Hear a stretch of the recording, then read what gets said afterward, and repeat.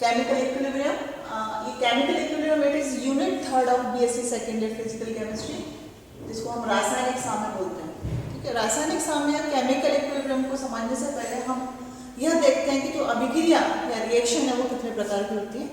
हमने रिएक्शन को ब्रॉडली या हम कह सकते हैं मोटे रूप में दो भागों में बांटा है, इरिवर्सिबल रिएक्शन और रिवर्सिबल, अनुत्क्रमणीय अभिक्रियाएं और उत्क्रमणीय अभिक्रियाएं। तो यहाँ पर मैंने क्या लिखा, रिएक्शन को दो पार्ट के अंदर मैंने डिवाइड किया है। पहला है अनुत्क्रमणीय, दूसरा है उत्क्रमणीय। अनुत्क्रमणीय रिएक्शन या इरिवर्सिबल रिएक्शन वह रिएक्शन है या वह अभिक्रिया है जिसमें कि अभिकारक से उत्पाद बन रहा है, रिएक्टेंट से प्रोडक्ट बन रहा है, वापस प्रोडक्ट से रिएक्टेंट नहीं बनता, यानी कि यह अभिक्रिया एक ही दिशा में चलती है, इसलिए हम उनको क्या बोलते हैं, इरिवर्सिबल रिएक्शन या अनुत्क्रमणीय अभिक्रिया। इसका हम एग्जांपल दे सकते हैं कि सपोज कार्बन है, कार्बन इसको हम बर्न कर रहे हैं, कार्बन किसी भी फॉर्म हो सकता है, कोल की फॉर्म में भी हो सकता है या वुड की फॉर्म में भी हो सकता है, लकड़ी की फॉर्म में भी हो सकता है।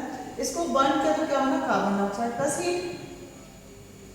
क्या आप कार्बन डाइऑक्साइड और हीट दोनों को कंबाइंड करके कार्बन और ऑक्सीजन बना सकते हैं? नहीं बना सकते। तो यह जो रिएक्शन है कौन सी रिएक्शन होगी, अनुत्क्रमणीय रिएक्शन। तो एक छोटा सा एग्जांपल है, इस तरह से बहुत सारी रिएक्शंस होती है। जैसे मान लो KClO3 है, पोटेशियम क्लोराइड है, उसको अपन ने हीट किया, क्या बना, KCl twice KCl plus CO2। तो यह रिएक्शन भी कौन सी होगी, अनुत्क्रमणीय रिएक्शन होगी, क्योंकि वापस हम प्रोडक्ट से रिएक्टेंट नहीं बना सकते। ये जो आपस में रिएक्ट कर रहे हैं वो अभिकारक या रिएक्टेंट बोलते हैं। जो आपका रिएक्शन के बाद रिएक्टेंट आपस में क्रिया करके जो प्रोडक्ट बना रहे हैं उसको बोलते हैं उत्पाद बोलते हैं। ठीक है, उत्पाद किस तरफ रिप्रेजेंट कर रहे हैं, अपन एरो को दूसरी तरफ रिप्रेजेंट कर रहे हैं, और जिस तरफ एरो का हेड है, एरो के टेल की तरफ अपन रिएक्टेंट रिप्रेजेंट कर रहे हैं, C+O2 CO2 जैसे कि। और KClO3 में आप देख सकते हैं KClO3 रिएक्टेंट है, KCl प्लस O2 प्रोडक्ट है, हम उसको उत्पाद बोलते हैं। अब यह रिएक्शन इरिवर्सिबल है। इरिवर्सिबल रिएक्शन की खास बात यह होती है कि हम इसको एक ही एरो से रिप्रेजेंट करते हैं। यहाँ पर हम डबल एरो नहीं बनाते। एक एरो का मतलब है कि रिएक्शन सिर्फ एक ही दिशा में हो रही है। कौन सी दिशा है, रिएक्टेंट या अभिकारक आपस में क्रिया कर रहे हैं, C+O2 और CO2 बना रहे हैं। इस तरह से पोटेशियम क्लोराइड आपस में रिएक्ट करके KCl और O2 बना रहा है। तो यह अभिक्रिया एक ही दिशा में हो रही है, इसलिए हम इसको अनुत्क्रमणीय रिएक्शन कर रहे हैं। दूसरी रिएक्शन क्या होगा, रिवर्सिबल। रिवर्सिबल मतलब उत्क्रमणीय, इसको दोनों दिशा में कर सकते हैं। फॉर एग्जांपल अगर मैंने लिया H2 gas plus I2 gas, और क्या बनना है, 2HI गैस। अब यहाँ पे देखिए H2 प्लस I2 क्या है, हमारा अभिकारक है या रिएक्टेंट है, प्रोडक्ट क्या है, HI। दोनों रिएक्शन यानी अभिकारक और उत्पाद या रिएक्टेंट और प्रोडक्ट के बीच में दो लाइंस हैं, या हम कह सकते हैं दो एरो है। दो एरो क्या इंडिकेट कर रहे हैं कि यह रिएक्शन सीधी भी हो सकती है और उल्टी भी हो सकती है। सीधी का मतलब H2 प्लस I2 होकर 2HI बना रहा है, और उल्टी का मतलब क्या होता है कि HI डिसोशिएट होकर H2 और I2 दे रहे हैं। सेकंड एग्जांपल इसका फॉर्मेशन ऑफ NH3 भी ले सकते हैं आप, N2 gas plus 3H2, N2 gas plus 3H2 gas, क्या बन रहा है, ट्वाइस NH3 गैस।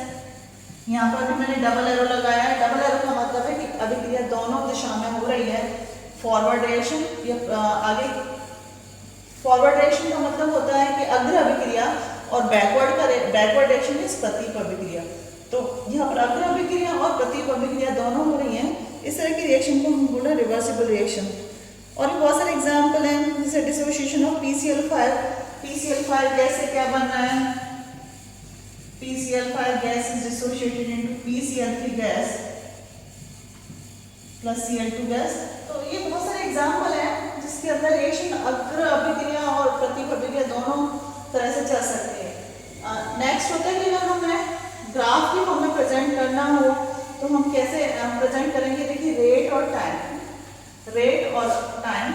अब एक बात आप इमेजिन करिए कि ये वाला मैं बता रही हूँ ग्राफ अभिकारक का है, अभिकारक जिसको क्या बोला, रिएक्टेंट।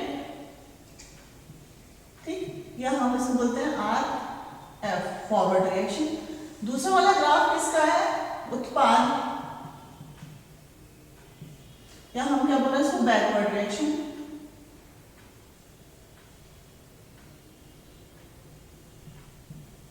Product RB। अब आप ग्राफ को ध्यान से देखिए, ग्राफ किस के बीच में, रेट और टाइम के बीच में रेट क्या है? रेट जो अभिक्रिया के होने की दर को हम रेट बोलते हैं, यानी किस स्पीड से रिएक्टेंट प्रोडक्ट के अंदर कन्वर्ट हो रहा है, दिस इज कॉल्ड रेट। तो यहाँ पे देखिए अब स्टार्टिंग में ग्राफ रेट और टाइम के बीच में शुरुआत में आपने शुरू में क्या लिया स्टार्टिंग में? Number of moles of reactant. जो रिएक्टेंट का अमाउंट है वो ज्यादा है, ठीक है। धीरे धीरे क्या हो रहा है कि जो रिएक्टेंट है प्रोडक्ट का अमाउंट कितना है? 0। शुरू में हमने रिएक्टेंट अभिकारक लिया है जिसमें अभिकारक का अमाउंट मैक्सिमम और उत्पाद जो बना उत्पाद क्या है हमारा 0। लेकिन जैसे जैसे रिएक्शन प्रोसीड हो रही है अभिकारक की मात्रा कम होती जा रही है और उत्पाद की मात्रा बढ़ती जा रही है। तो आप देख सकते हैं यहाँ पर अभिकारक की मात्रा कम हो रही है, ठीक है, और उत्पाद की मात्रा बढ़ती जा रही है। धीरे धीरे एक पर्टिकुलर टाइम के बाद एक ऐसी स्थिति आती है कि दोनों की लाइन लगभग स्थिर हो जाती है और एक दूसरे के पैरेलल आती है, ठीक है। यहाँ अभिक्रिया कहलाती है साम्यावस्था वाली अभिक्रिया। यहाँ हम इसको बोलते हैं कि इस स्थिति में इक्विलिब्रियम एस्टैब्लिश हो गया है। तो इक्विलिब्रियम या रासायनिक साम्य का मतलब यह है कि हमें ये लग रहा है कि रिएक्शन रुक गई है, ठीक है। एक पर्टिकुलर टाइम के बाद हमें देख रहे हैं कि रिएक्शन हुई, अभिकारक या रिएक्टेंट रिएक्ट हुए और प्रोडक्ट बना, उत्पाद बना, और एक टाइम के बाद रिएक्शन रुक गई। क्योंकि उस केस में क्या होता है number of moles of product as well as number of moles of reactant constant हो जाते हैं। लेकिन ऐसा नहीं होता, अभिक्रिया लगातार चलती रहती है लेकिन रासायनिक साम्य स्थापित हो जाता है। रासायनिक साम्य का मतलब यह है कि जितने मॉलिक्यूल, ठीक है, अभिकारक के उत्पाद बना रहे हैं सेम उतने ही मॉलिक्यूल उत्पाद के अभिकारक बना रहे होते हैं। मींस जितने मॉलिक्यूल रिएक्टेंट के प्रोडक्ट के अंदर कन्वर्ट हो रहा है सेम उतने ही मॉलिक्यूल प्रोडक्ट के जो है वो रिएक्टेंट के अंदर कन्वर्ट हो रहे हैं। इसलिए आपको क्या लग रहा है कि रिएक्शन स्टॉप हो गई है? वास्तव में रिएक्शन स्टॉप नहीं होती। इसको समझने के लिए हम एग्जांपल लेते हैं H2I2 2HI। इक्विलिब्रियम पर HI का जो अमाउंट है वो हमने नोट डाउन कर लिया, हाइड्रोजन का अमाउंट और आयोडीन का कितना है साम्यावस्था पर वो सब हमने नोट डाउन कर लिया। अब हमने क्या किया कि थोड़ी अमाउंट है ना, स्मॉल अमाउंट में हमने क्या लिया? रेडियो एक्टिव आयोडीन ली। तो इस एग्जांपल को समझते हैं हम H2 + I2 = 2HI। तो यहाँ पर जो आयोडीन ली वो आयोडीन कौन सी थी? Radio active.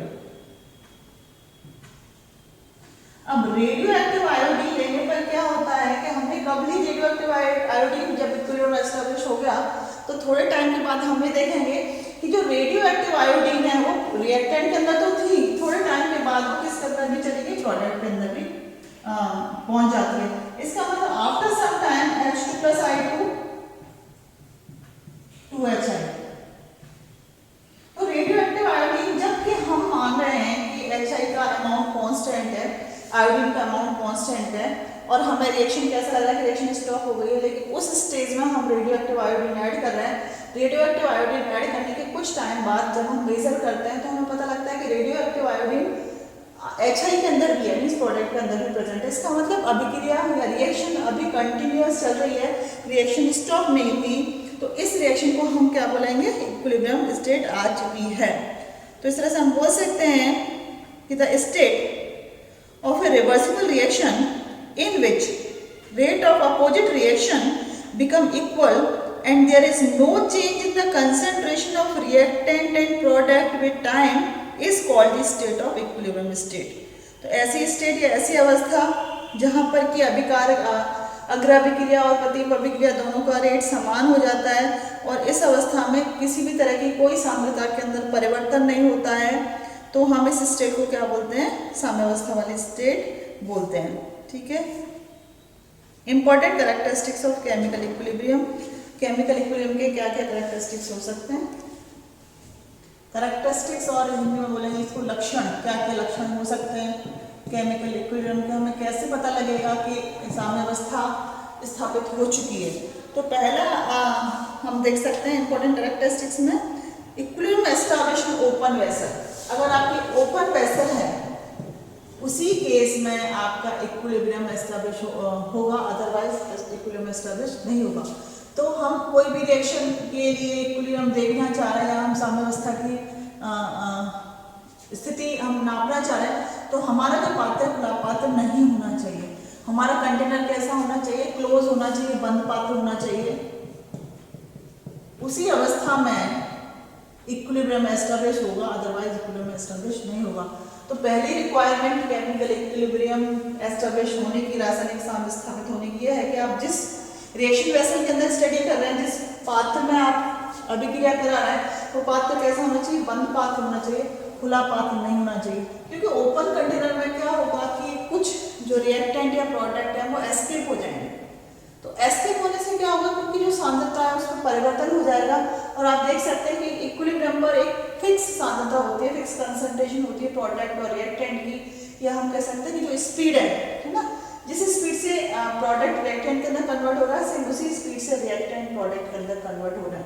तो हमारा पहला इंपॉर्टेंट रिक्वायरमेंट क्या है कि जो हम रिएक्शन करा रहे हैं वो पात्र कैसा होना चाहिए? वो पात्र हमारा बंद पात्र होना चाहिए, खुला पात्र नहीं होना चाहिए। तो ये जो है वैसे सॉलिड और लिक्विड के केस में तो फिर भी चल जाएगा कि आप ओपन कंटेनर ले रहे हैं तो भी चल जाएगा। लेकिन अगर हम गैसियस स्टेट के बारे में स्टडी कर रहे हैं, ठीक है, गैसीय अवस्था के बारे में बात कर रहे हैं, तो उस स्थिति में हमारा पात्र कैसा होना चाहिए? बंद पात्र होना चाहिए, खुले पात्र के अंदर इक्विलिब्रियम एस्टेब्लिश नहीं होगा। So in gaseous reaction equilibrium can not be attained in an open vessel since product escape from vessel and reactant molecule or gaseous molecule cannot interact frequently। तो अगर आपको खुला पात्र है तो क्या होगा कि अगर गैसेस आपके रिएक्ट अभिकारक हैं तो उन दोनों के अंदर अभिक्रिया भी पूरी तरह से नहीं होगी अगर ओपन कंटेनर है, और जो गैसेस रिएक्टेंट या प्रोडक्ट है वो भी एस्केप हो जाएंगे। So if reactant and product are in liquid state equilibrium can be attained in open vessel. अगर हमारा लिक्विड स्टेट में है, फॉर एग्जाम्पल जैसे हम एस्टरिफिकेशन कराते हैं और हमने क्या लिया? एसिटिक एसिड लिया CH3COH, लिक्विड स्टेट में दूसरा इथाइल अल्कोहल C2H5OH, ठीक है, इन दोनों की रिएक्शन होगी और क्या बनेगा? एस्टर बनेगा CH3COO C2H5 प्लस H2। ये जो रिएक्शन क्या कहलाती है? एस्टरिफिकेशन कहलाती है। तो इस केस के अंदर इक्विलिब्रियम एस्टेब्लिश हो सकता है अगर हमारी जो वेसल है, रिएक्शन वेसल है, वो ओपन है। तो हम फॉर्मेशन ऑफ एस्टर आप देख सकते हैं, इट कैन बी मेजर्ड, और फॉर्मेशन ऑफ आप एस्टर की कंसंट्रेशन मेजर कर लेंगे एंड एसिड और इथाइल अल्कोहल की कंसंट्रेशन मेजर कर लेंगे, दिस इज एसिड CH3COH, ठीक है। तो एक पर्टिकुलर टाइम के बाद आप देखेंगे कि दोनों की कंसंट्रेशन ऑलमोस्ट इक्वल हो गई है। उस स्थिति में हम कह सकते हैं कि हमारा जो रासायनिक साम्य है वो स्थापित हो गया है। तो पहली शर्त क्या है कि हमें कोशिश करनी चाहिए कि हमारा जो कंटेनर है या रिएक्शन का वेसल है वो कैसे होनी चाहिए? क्लोज होनी चाहिए। Second is the constant concentration of reactant and product. Second point है constant concentration of reactant and product. इसका मतलब ये है कि साम्यावस्था पर, ठीक है, साम्यावस्था पर उत्पाद जिसको हम प्रोडक्ट कह रहे हैं और अभिकारक दोनों की कंसंट्रेशन क्या हो जाती है? स्थिर हो जाती है, कांस्टेंट हो जाती है। जैसा कि हमने H2 और I2 का एग्जांपल हमने लेके देखा था कि इक्विलिब्रियम एस्टेब्लिश हो जाता है तो उस पर्टिकुलर सिचुएशन पर HI भी प्रेजेंट है, H2 भी प्रेजेंट है और I2 भी प्रेजेंट है। कितना अमाउंट प्रेजेंट है ये डिपेंड करता है रिएक्शंस की कंडीशंस क्या क्या है। So constant concentration of reactant and product can be attained at the position of equilibrium। आपको लगेगा कि रिएक्शन स्टॉप हो गई, लेकिन रिएक्शन स्टॉप नहीं हुई। वाकई में रिएक्शन की डायनामिक होती है, चलती रहती है। जैसा कि हमने देखा था, हमने H2 + I2 2HI रिएक्शन में हमने रेडियो एक्टिव आयोडीन इंट्रोड्यूस की। रेडियो एक्टिव आयोडीन इंट्रोड्यूस करने पर हमने देखा कि रेडियो एक्टिव आयोडीन का कुछ अमाउंट HI के अंदर भी प्रेजेंट है। इसका मतलब रिएक्शन क्या है? डायनामिक है, लेकिन इक्विलिब्रियम स्टेट के ऊपर रिएक्टेंट और प्रोडक्ट का फिक्स अमाउंट प्रेजेंट है। Third is the equilibrium can be attend from either side. तीसरा जो कैरेक्टरिस्टिक्स है, इट इज इक्विलिब्रियम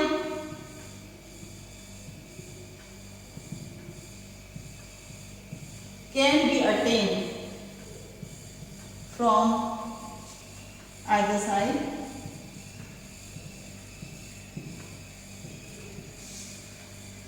इसको समझने के लिए हम एग्जाम्पल लेते हैं फॉर्मेशन ऑफ अमोनिया, जिसके अंदर N2 और हाइड्रोजन गैस रिएक्ट हो रही है और क्या बन रही है? 2NH3 गैस, ठीक है। मैंने स्टार्टिंग में N2 लिया, H2 लिया और 2NH3 गैस फॉर्म हो रही है। इस गैस में आप देख सकते हैं कि जो कंडीशन क्या है, it is condition is 573 kelvin temperature and 30 atmospheric pressure. ताप चाहिए इसके लिए, टी की रिक्वायरमेंट है 573 केल्विन और पी कितना चाहिए 30 एटमॉस्फेयर। अब N2 और हाइड्रोजन का कितना अमाउंट किया मैंने, नाइट्रोजन कितनी है और हाइड्रोजन ये है 1:3, क्योंकि आपको H2 नाइट्रोजन से 3 गुना लेनी है। जब मैं N2 और H2 का रिएक्शन रेशियो लेती हूँ और टेम्परेचर 573 केल्विन करती हूँ एंड प्रेशर 30 एटमॉस्फेयर, तो क्या बनने लग जाता है, अमोनिया का फॉर्मेशन स्टार्ट हो जाता है। So nitrogen and hydrogen are taken in the ratio of 1:3 in a closed vessel and mixture is heated at 573 Kelvin and at 30 atmospheric pressure. What happened in this case? N2 and hydrogen react and form NH3. Nitrogen और hydrogen react करेंगे और NH3 form होगी। You can see that about 7% NH3 is obtained at equilibrium. ठीक है, reaction हो रही है, NH3 form हो रही है, लेकिन जब साम्यावस्था एस्टेब्लिश होती है उस केस में 7% NH3 जो है वो बची हुई रहती है। तो at the state of equilibrium 7% NH3 is obtained। अब मैं क्या करती हूँ, इस रिएक्शन को उल्टी तरफ से स्टार्ट करती हूँ। मैं में क्या लिया था, N2 और H2 लिया था, NH3 गैस ली थी। अब मैं क्या करती हूँ, N2 और H2 की जगह अमोनिया लेती हूँ, NH3 लेती हूँ और टेम्परेचर वही 573 केल्विन रखते हैं, प्रेशर वही 30 एटमॉस्फेयर। तो क्या होगा, at equilibrium it is observed that 93% ammonia dissociate. 93% ammonia किसके अंदर डिसोशिएट हो रही है, नाइट्रोजन गैस और हाइड्रोजन गैस के अंदर डिसोशिएट हो रही है। Only 7% ammonia is remain at the state of equilibrium. सिर्फ 7% अमोनिया जो है वो साम्यावस्था में बची रहती है। तो अब इससे आप समझ सकते हैं कि चाहे आप रिएक्शन फॉरवर्ड डायरेक्शन से स्टार्ट करें या बैकवर्ड डायरेक्शन से स्टार्ट करें, जो अनडिसोशिएटेड अमाउंट है इट विल बी सेम। ठीक है, या अगर हम N2 और H2 लेके NH3 बनाए तो उसके इसमें 93% NH3 का तो फॉर्मेशन हो जाएगा एंड जो 7% NH3 है वो अनडिसोशिएटेड रहेगी। और इस अगर हम NH3 से स्टार्ट करते हैं तो N2 और H2 फॉर्म हो जाएगा 93%, 7% NH3 जो है वो अनडिसोशिएटेड रहेगी। तो इक्विलिब्रियम आप कहीं से भी एस्टैब्लिश करें, रिएक्शन कहीं से भी स्टार्ट करें, फॉरवर्ड डायरेक्शन से या अपोजिट डायरेक्शन से, आपका जो अमाउंट है रिएक्टेंट और प्रोडक्ट का इट विल बी सेम, चाहे आप रिएक्शन फॉरवर्ड से स्टार्ट करें या बैकवर्ड से स्टार्ट करें। Third is the effect of catalyst. ठीक है, इफेक्ट ऑफ कैटलिस्ट या हम कह सकते हैं उत्प्रेरक का क्या प्रभाव होता है।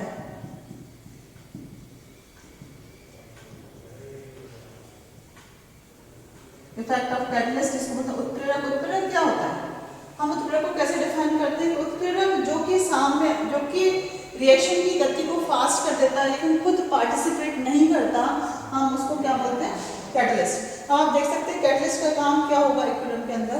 तो catalyst forward as well as backward है ना, दोनों रिएक्शंस को, दोनों अभिक्रिया को समान रूप से प्रभावित करता है। कैटलिस्ट ऐड करने से क्या होगा कि आपकी जो रिएक्शन है उसका जो इक्विलिब्रियम है वो जल्दी एस्टैब्लिश हो जाएगा। उसको डॉटेड लाइन से रिप्रेजेंट किया है। अगर मैंने कैटलिस्ट ऐड किया है तो इक्विलिब्रियम यहाँ जो आ रहा था वो अब इस पोजीशन पर इक्विलिब्रियम स्टार्ट हो जाएगा।